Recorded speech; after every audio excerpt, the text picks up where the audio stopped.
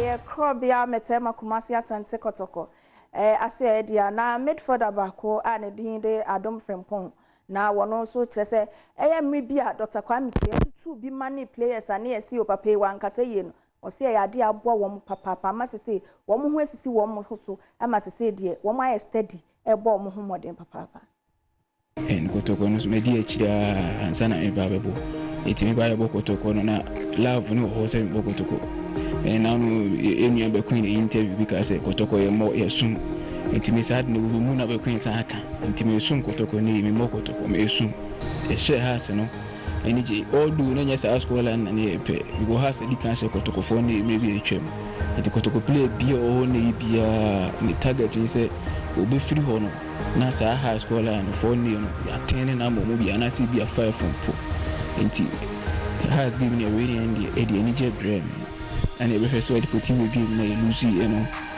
Therefore, almost a minor side. And why we shall give me a lot of chances. I intimate take the share one way and relax here.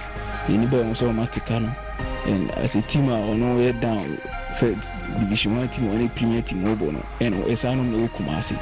It is show one as I don't maticano. Definitely, Ombeka almost a bit in one, but Omunubia. Into you shall say kind of your buy, never see BB. But now catch you answer one sachet, as I should be a common 2-1. And you 2-1, a prayer via a tiny. And you use your home and send be by. And send by the chairman kind, the supporters kind, or do not answer because as a penina on this ordinary care, the idea. And say, oh, papa, why be crowd with you, no papa, or every right so betting. The chairman, any day, no, no,